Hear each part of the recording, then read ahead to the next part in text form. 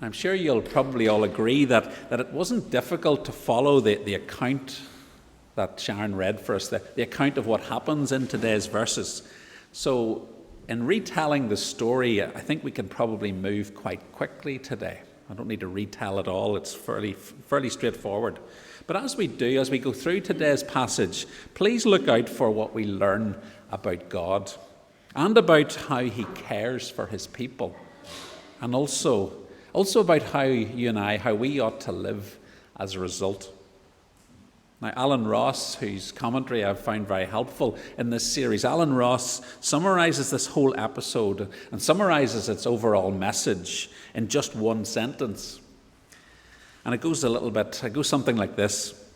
The Lord confirmed his promise to bless Abraham's offspring by providing crops, flocks, servants, and especially water in the wells that Isaac dug in the wilderness. And all this in spite of unfair opposition from Gerar, all of which ultimately enables Isaac to live peacefully in Beersheba. So there you have it. We can all go home. That's the message of the passage today. But no, first of all, I want us to look at verses 12 through to 22. And here the title is that God's blessing may provoke envy and opposition from the world. That's the title for that overall first portion. And then the remainder of the passage, we're going to get to it later, is from verse 23 to 33. That'll be the second of our two main points, our two main headings today. So from verse 12 to the start of verse 14, we see that God may greatly bless his people. God may greatly bless his people. And now that's always true of the spiritual blessings which the Lord lavishes upon us if we're believers, if we are his children. And yes, oftentimes it's true in terms of physical or material blessings too. But there's no guarantee. In today's verses, we read how God wonderfully blesses Isaac, blesses him with wealth and possessions and even with water in the barren wilderness. But that doesn't mean God promises to do the same for you and for me. He might, but he might not. Now, when we read this morning about how the Lord blesses Isaac in all of these various material ways, it assures us of what God is able to do. But it must never be seen as a promise that we can expect material blessings too, whether wealth or children or good health or whatever else. In fact, the wisdom literature of the Old Testament, books like Proverbs and Ecclesiastes and Job, these have a lot to say about the fact that believers often suffer and struggle and face poverty, whilst in fact it is the wicked who seem to prosper. So material blessing is not promised to us, but God always blesses his children spiritually. So with that in mind, look at verses 12 through to 14. We're told Isaac had a massive harvest. The year that they moved to Beersheba, and he plants the seed and it grows 100-fold. 100 times more than he planted is what he harvests. Plus as well, it talks about increasing wealth and many servants, large flocks, large herds. All of this was an abundance beyond what normally could be expected.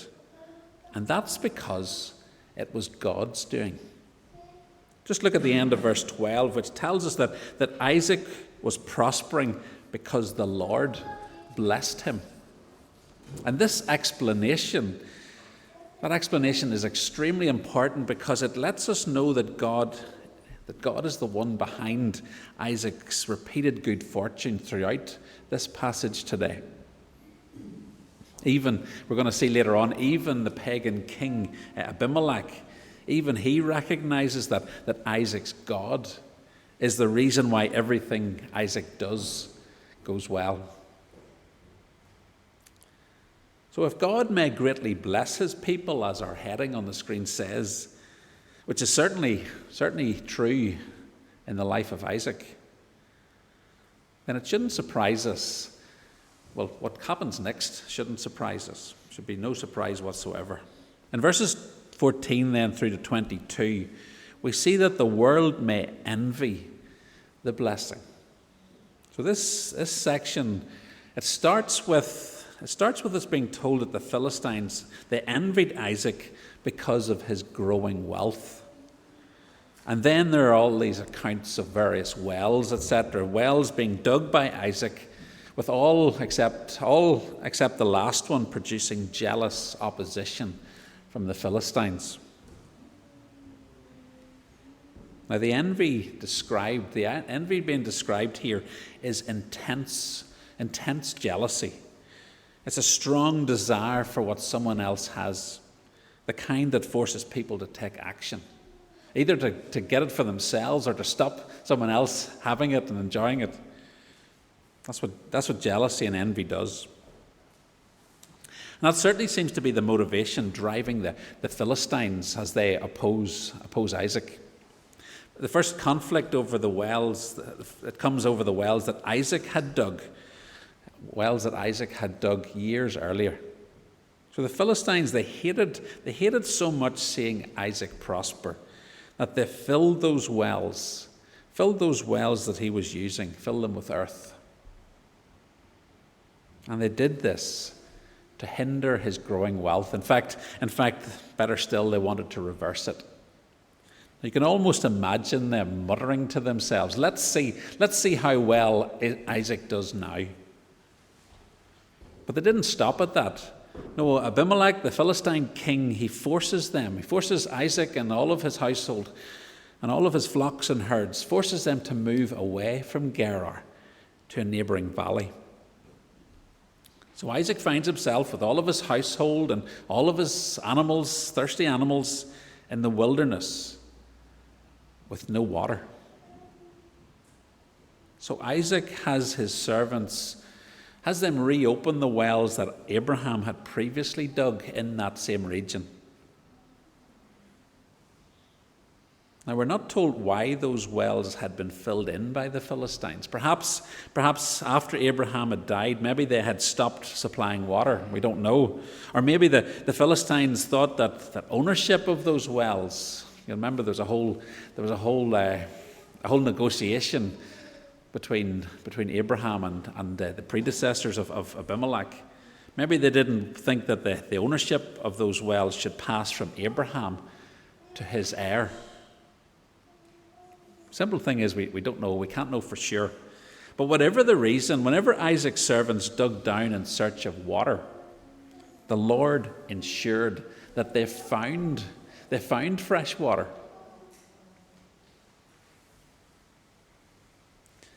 We're told in the very next verse then, verse 20, that a dispute or quarrelling then arises in which the Philistine herdsmen claim that this water is theirs, their water. So Isaac names the well Esek, which simply means dispute, and then moves on. Isaac moves on, and the same thing sadly then happens at the next well that Isaac digs. So he calls it Sitnah, which means opposition. Until finally in verse 22 we're told that a well is dug by Isaac, presumably it must be further away, and this time there's no disputes, and so he calls it Rehoboth, which means a wide place, space for all. So we're told Isaac acknowledges God's hand in all that has happened to ensure that his family is provided for, and more than provided for, to ensure that his family prospers. Isaac says there, you see it, now the Lord has given us room and we will flourish. Literally, we will be fruitful in the land. That brings us back to those words in Genesis 1 when God said to Abraham, be fruitful and fill the land. Now, before we move on, let's take a moment to revisit the headings so far, just to remind ourselves of the relevance for today of all that we've looked at so far. So we've seen that God may greatly bless his people. We've said that that's always true spiritually and perhaps physically and materially too. And we've also seen that this blessing may provoke envy and opposition from the world. Envy and opposition towards God's people. Now, those headings come from Alan Ross's commentary, and so do the rest of the headings today. We're going to move into the second part of today's reading. And the heading for part 2 is the confident faith of God's people can triumph over worldly opposition. That's a little bit of a mouthful, so I'm going to say it again. The confident faith of God's people can triumph over worldly opposition. And here we're looking at verses 23 to 33. So now that the conflict over the wells is ended, and now that it's clear that the Lord is prospering Isaac in everything he does, very soon the Philistine King Abimelech, he comes to ask for a peace treaty. As we look at this section, watch out for how God's people, by remaining faithful to the Lord, let's watch out for how they were able to enjoy his blessing, even and despite the worldly opposition that they faced. For verses 23 and through to 25, our heading is that God's people have God's promises. God's people have God's promises. So Isaac has now travelled east to Beersheba, where Abraham, his father, had previously lived for a time. Now, no sooner does he arrive in Beersheba than the Lord appears to him. And again, the Lord reiterates the promises which form the covenant that God had made with Isaac. Those promises, those covenant promises which had been passed from Abraham to Isaac. But notice how, as the promises are restated here in these verses, notice that the promise to be with Isaac is more prominent than on previous occasions, and how the blessings are again linked with Abraham.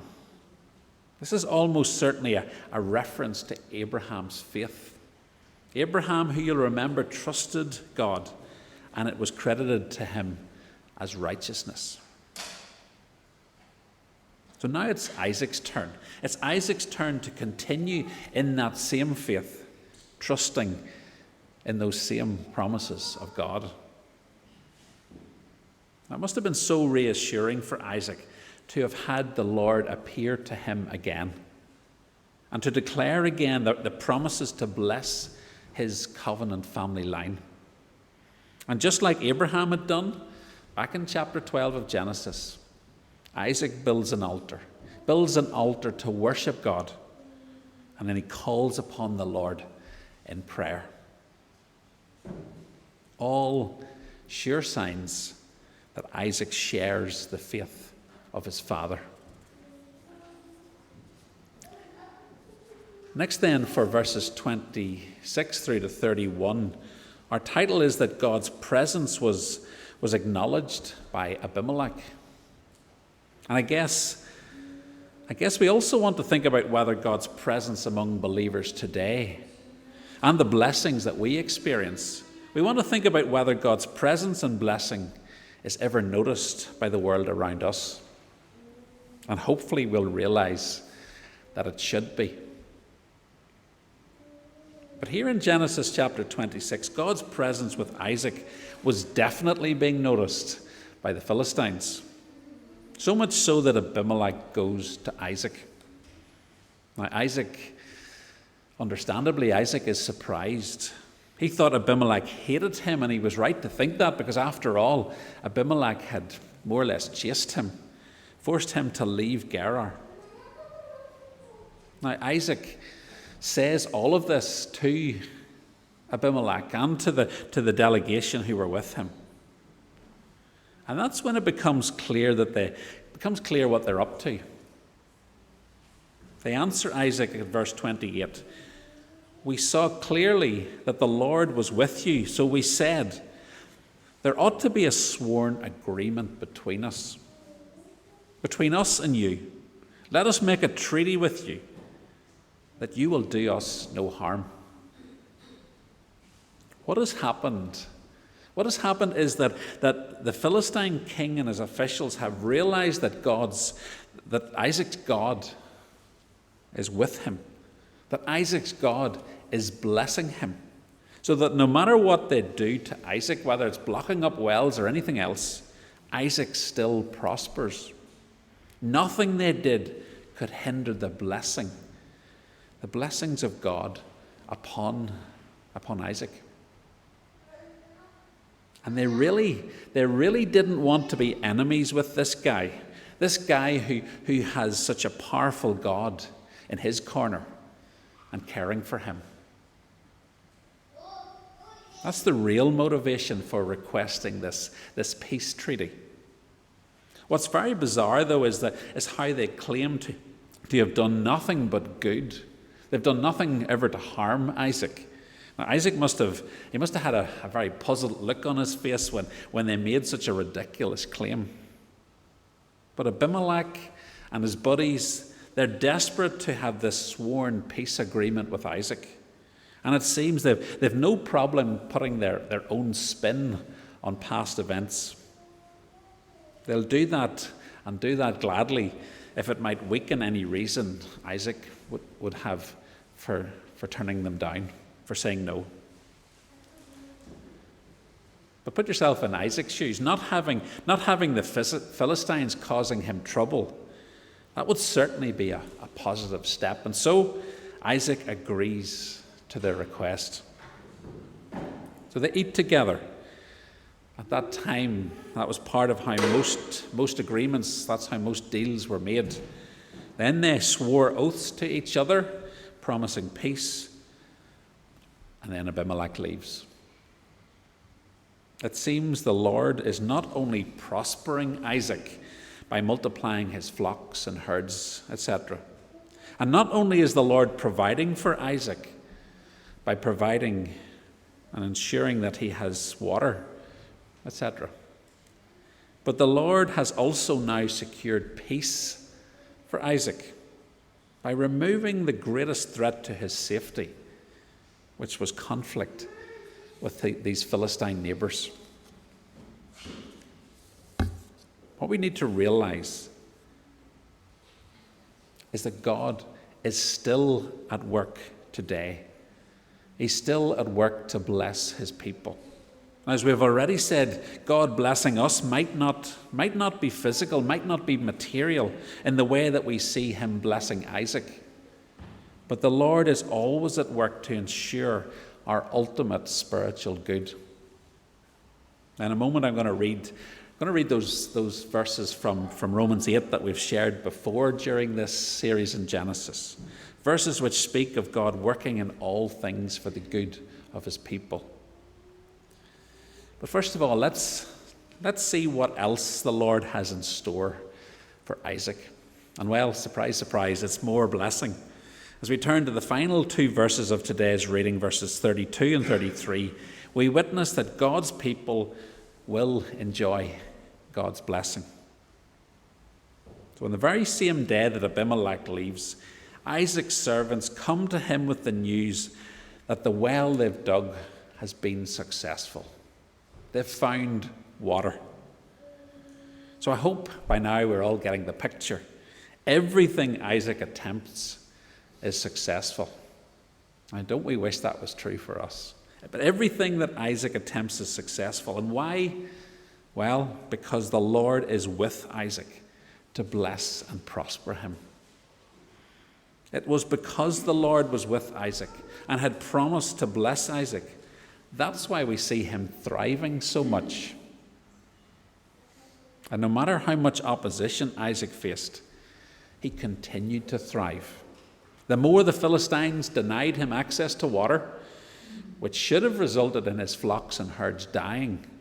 But no, the more the Philistines denied the access to water, the more water Isaac's servants found. That's why our title this morning has been The Blessing of Water in the Wilderness. Isaac continued living by faith in the promises of God, and he continued worshipping God no matter what happened. Alan Ross summarizes the message of today's passage something like this. I've reworded this only slightly, but basically Alan says that in spite of hostility from the world, the people of God can maintain their confident trust in the Lord's promises, his promise of presence with us, and his promise of provision for us. Now that is certainly true. We've seen it so clearly in this episode that we've looked at today. We've seen it clearly in the life of Isaac. Isaac who never wavered in his confidence in the Lord. For Isaac, the blessings we read about him receiving, they were physical, they were material, they were visible. But this powerfully confirms the spiritual heritage he had received from God as the covenant heir of his father. A spiritual heritage which was not so visible. It reminds me of that miracle that Jesus performed when he was in the home, and it was so full of people that they were trying to bring him a man who was paralyzed and they couldn't get in, so they lowered him through the roof. We did this in our kids' talk with a Lego video a few weeks ago. And, well, the man obviously needs healed. And what does Jesus say? You're forgiven. That's something that's not visible. So in order so they could believe that he had forgiven the man, what did he do? He heals him. A little bit something similar is happening here. The physical confirmed the spiritual. He was being blessed physically, and that confirmed him as the spiritual heir of these covenant promises that God had made. But maybe you're wondering, what's all that got to do with me? Well, that brings us back to something we said near the beginning. Something we said about the fact that if we're believers today, yes, we might be blessed physically with prosperity or good health or whatever, but we will always be blessed spiritually. We can be certain of that. But maybe you're wondering, what are these spiritual blessings that you keep going on about, Mark? Well, I'm going to let the Apostle Paul spell out. I'm going to let him spell out just a few. So I'm going to read that passage from Romans that I mentioned a moment ago. And this is where we finish today. So Romans 8, starting at verse 28. And we know that in all things God works for the good of those who love him, who have been called according to his purpose. Now, today we have seen that so visibly in the life of God's servant Isaac. But it's true in our lives too, if we're Christian people. We know that in all things God works for the good of those who love him. Verse 29, for those God foreknew, he also predestined to be conformed to the image of his Son, that he might be the firstborn among many brothers and sisters. And those he predestined, he also called. Those he called, he also justified. Those he justified, he also glorified. Now, if those aren't spiritual blessings, then what is?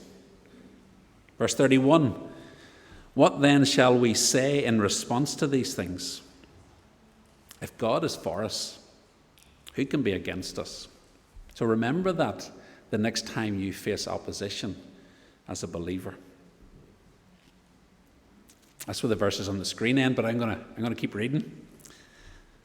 Verse 32, he who did not spare his own son, but gave him up for us. He who did not spare his own son, but gave him up for us, how will he not also, along with him, graciously give us all things? Who will bring any charge against those whom God has chosen? It is God who justifies.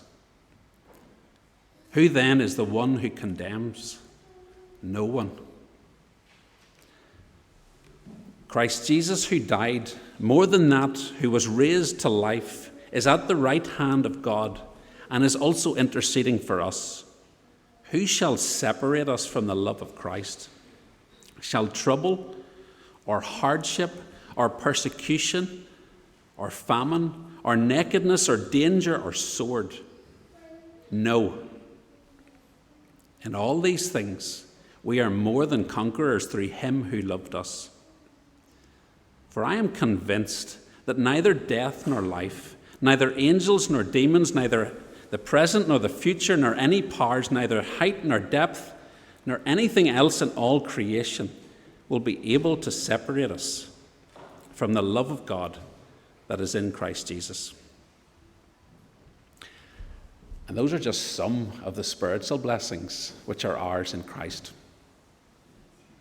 Those are just some of the blessings, the spiritual blessings which belong to us if we're trusting in Jesus.